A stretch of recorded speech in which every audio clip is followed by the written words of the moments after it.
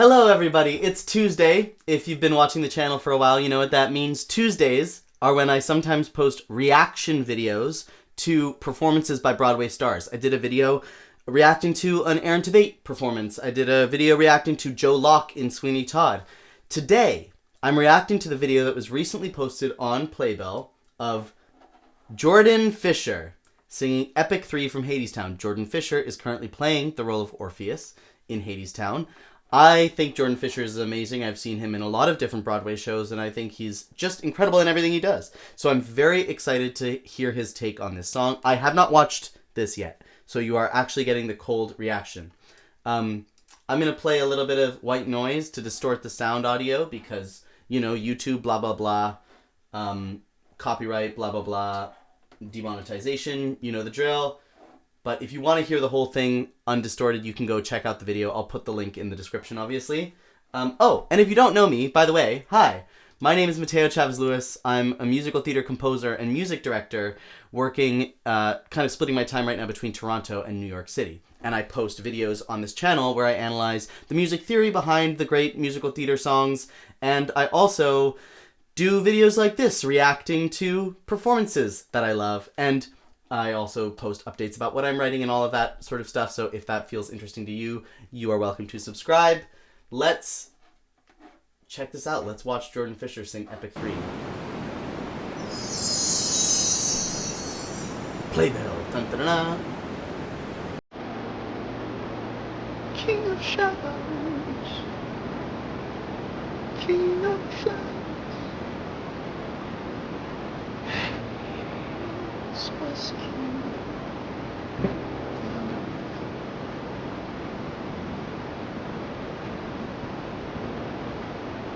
But he fell with the lady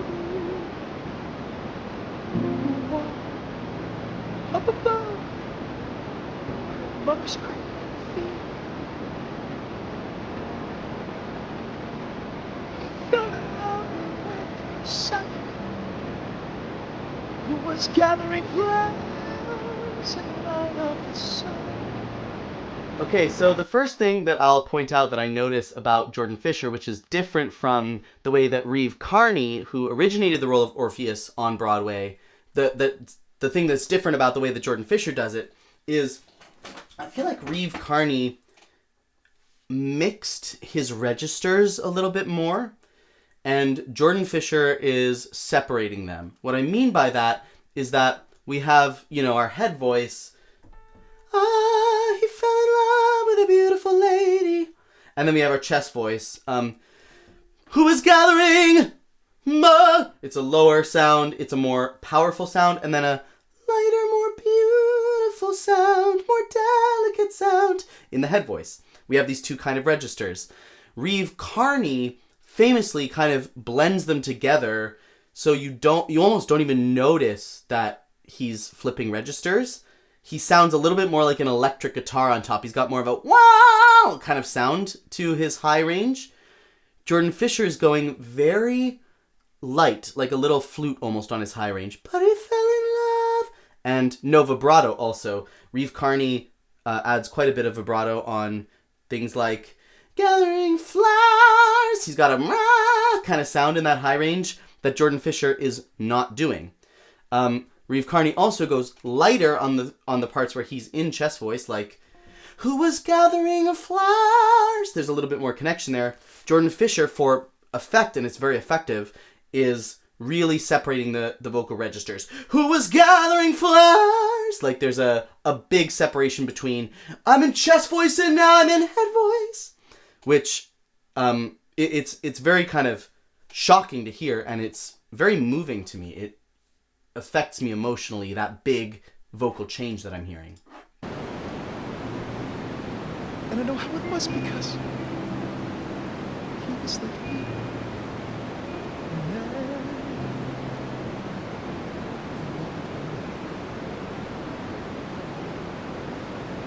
Singing la, la, la, la, la. There you can really hear it. Like, instead of the Reeve Carney, which is like, la, like a very kind of powerful mix up there.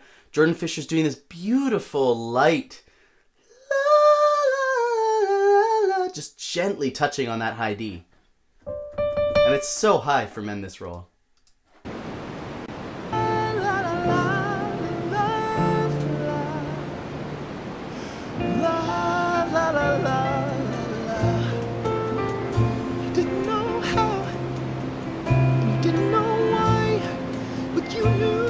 She wanted to take her home. See there, that was a big flip. She wanted to take her home. Big flip twice, and then chest voice. It was like she was someone you'd always known. It was like... And did you hear how much he pressed into his chest voice there? And for effect, right? When I say he's pressing on his chest voice, I don't mean that he's doing it in a way that's unhealthy. This guy has done 8 shows a week of all sorts of incredibly demanding roles on Broadway. He knows what he's doing. And he knows how not to damage his voice, but he's just adding ever so slightly, like a little bit of a punch to the voice there on "You've always known" instead of "You've always known." Instead of keeping it light like that, he's adding a punch to it that it's emotional. It's a character-driven thing. Give her heart in the world when you held her. Ooh. Like yours were the... That was an awesome riff. He went, held her. He went up like that, held her, which is very like soulful, and it feels like something that is interesting about this role and about Hadestown in general is that it feels like everybody who interprets the show is invited to bring themselves as an artist to it. Do you know what I mean? Like, Lillias White played Hermes, and Lillias White is a very different performer from Andre de Shields, who originated the role of Hermes on Broadway, obviously. But she was given license to do with it what she wanted to do, and it feels like every performer in every role is given a lot of license. A lot of the time in these Broadway productions, because they've been running a long time and they don't want to re-choreograph and restage or have to re-cue the lights and everything, new performers who are just coming into the show for the first time are required to follow very strictly exactly what the actors before them have done. And I feel like Hadestown does not require that of its actors, and I love that about Hadestown. It makes it that much more interesting to go back to the show over and over again to see the new people who are playing the roles. Jordan Fisher is being allowed by the creative team to bring a lot of himself to the role, and he sounds like Jordan Fisher, and Reeve Carney sounds like Reeve Carney. They aren't both trying to sound like cookie cutter versions of the same thing, and I love that. It makes it so much more interesting. That the whole world was in. There were no words for the way that you meant. So you opened your mouth and you started to sing. La la la la la la la.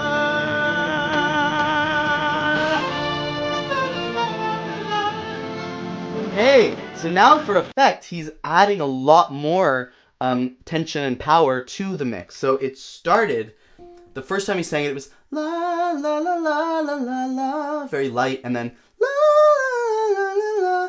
Now we're crescendoing, and it's la la la la la la la. He's opening his mouth wide and getting a big, full resonant chest sound down there, and then la. He's focusing the sound more, pushing it a little bit harder, making it a little bit more powerful up there in that mix area, which is closer to what Reeve Carney does.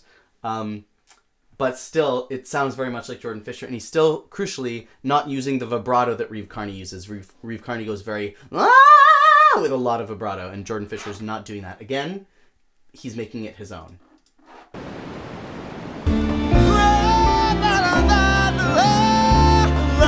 And that, like, Reeve Carney would never sing like that. Reeve Carney, his sound is so kind of in the mask. La, la, la, la. But Jordan Fisher's giving us like a really like throaty, soulful sound. La, la, la, la, la, which is a totally different approach to it and has a totally different effect, but I think both are very powerful in their own way.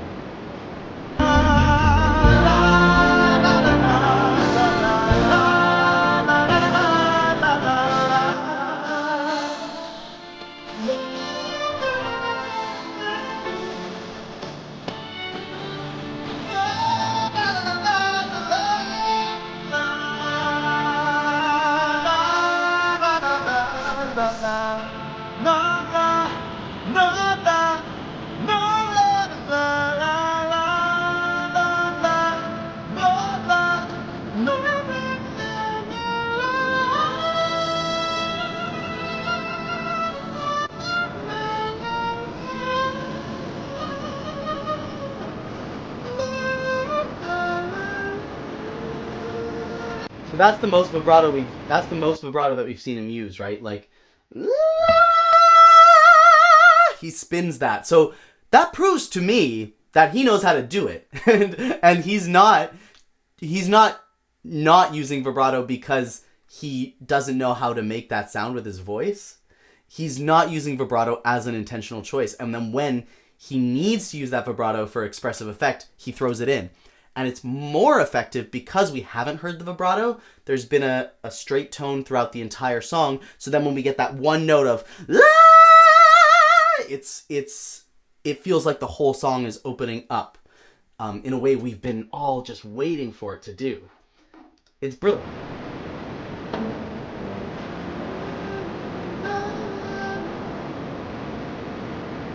So I also want to point out here.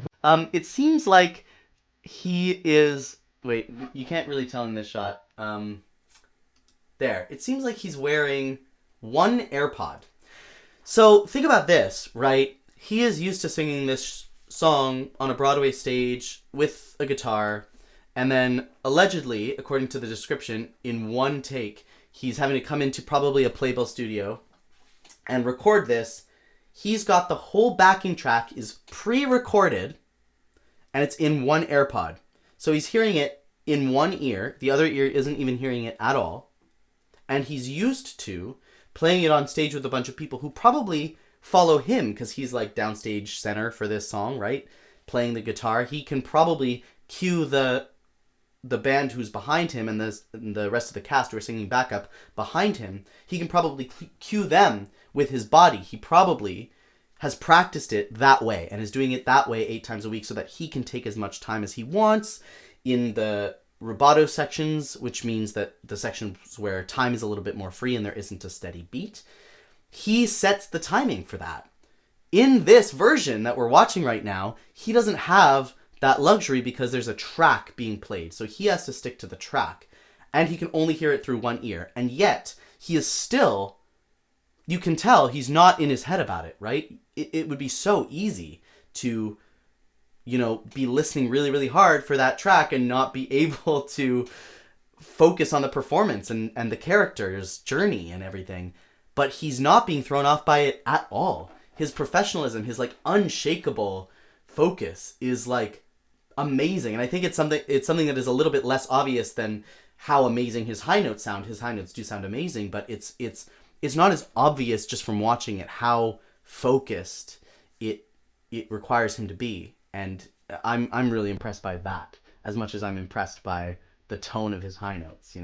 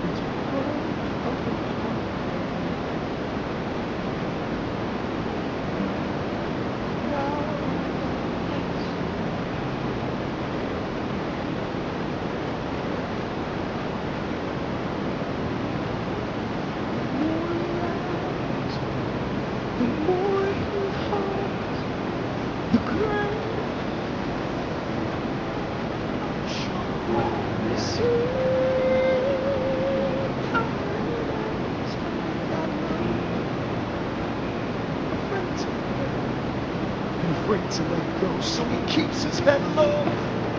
Oh my god. Okay, so remember I was literally just talking about how focused he has to be on the character's journey when he has the one AirPod in.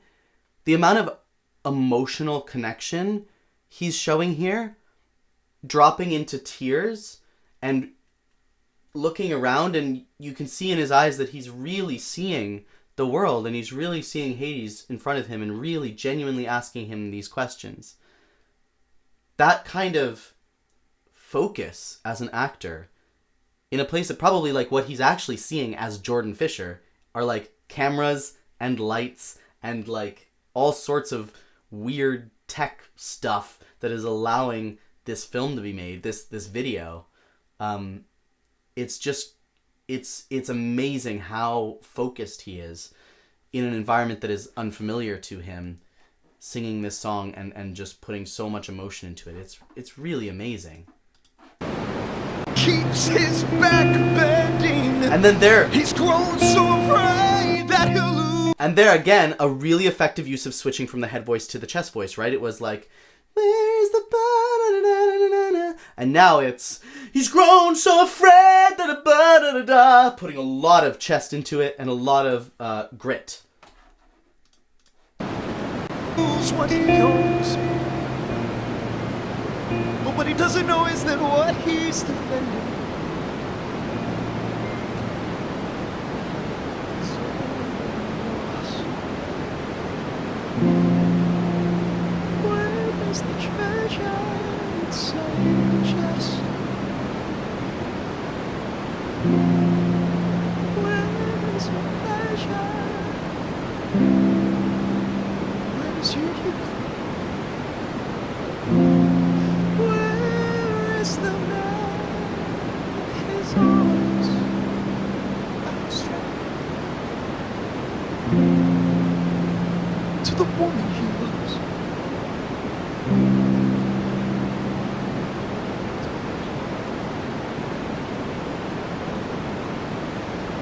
See you